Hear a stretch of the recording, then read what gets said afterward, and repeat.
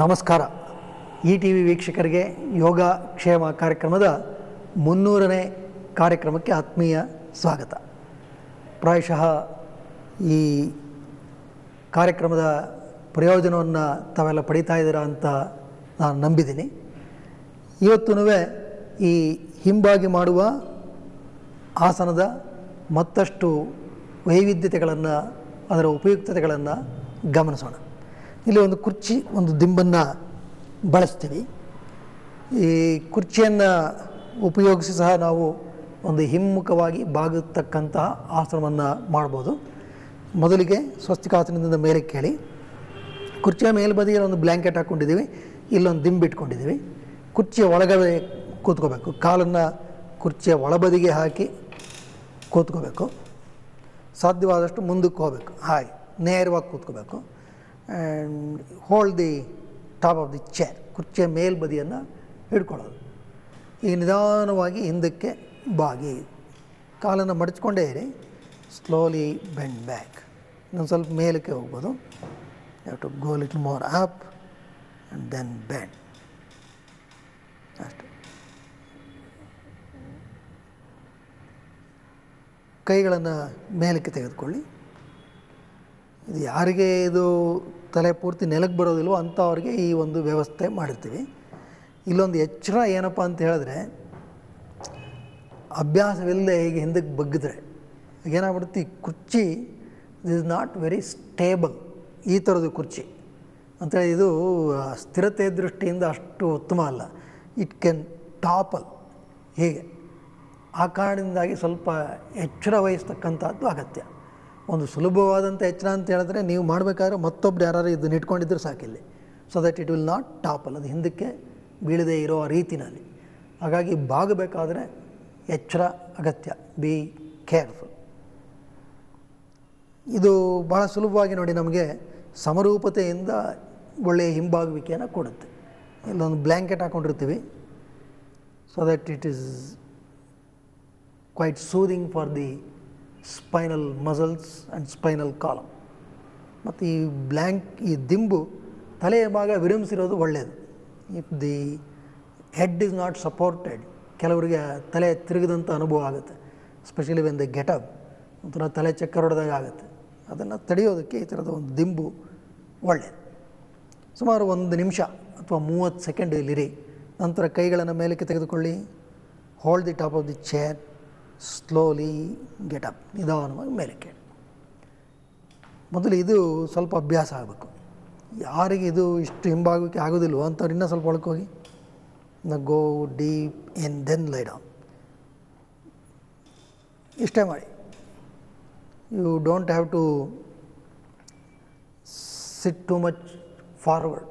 Go as far back as possible, so that bending is minimised. ಹಾಗೆ ನಾವು ಹೆಚ್ಚು ಒಳಗಡೆ ಹೋಗ್ತೀವಿ ಅಷ್ಟೂ ಹಿಂಬಾಗುವಿಕೆಯ ಪ್ರಮಾಣ ಕಮ್ಮಿ ಆಗುತ್ತೆ. ನಾವು ಮುಂದೆ ಇದನ್ನು ಗಮನಿಸೋಣ, ಹೇಗೆ ಕುರ್ಚಿನ ಉಪಯೋಗಿಸಿ ಮತ್ತಷ್ಟು ಸುಲಭವಾಗಿ ಈ ಥರದ ಆಸನಗಳನ್ನು ಮಾಡ್ಬೋದು. ಅದನ್ನು ನಾವು ಗಮನಿಸೋಣ. ಒಂದು 30 ಸೆಕೆಂಡ್ ಇರಬೇಕು. ನಂತರ ಕೈಗಳನ್ನು ಮೇಲಕ್ಕೆ ತೆಗೆದುಕೊಳ್ಳಿ. ಈ ಭಾಗವನ್ನು, ಕುರ್ಚಿಯ ಮೇಲ್ಬದಿಯನ್ನು ಹಿಡ್ಕೊಂಡು ನಿಧಾನವಾಗಿ ಮೇಲಕ್ಕೆ ಏಳಬೇಕು.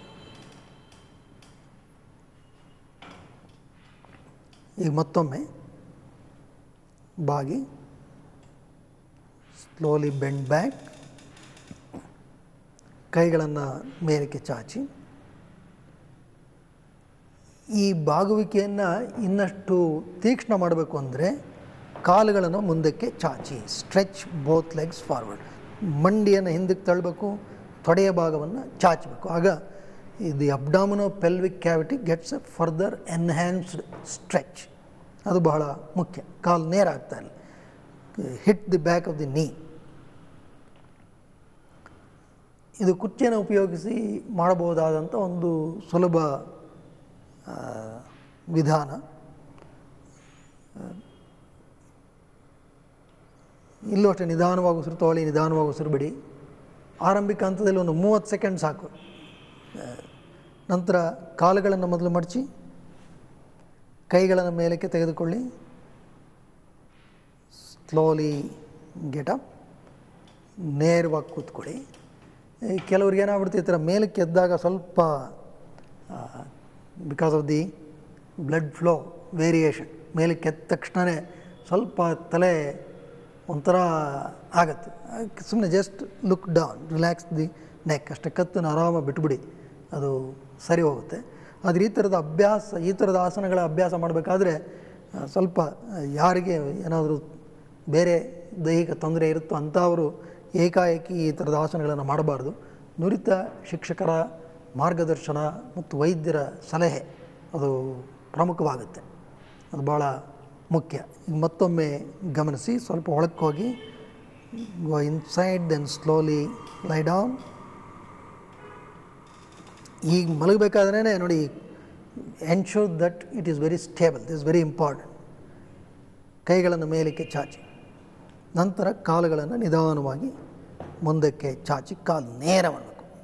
Stretch the heel, pull the kneecap, tighten the thigh muscles so that you get a good stretch for the abdominopelvic cavity. ಮತ್ತು ಇಲ್ಲೂ ಉಸಿರಾಟಕ್ಕೆ ಗಮನ ಇರಬೇಕು. Inhale and exhale properly, consciously.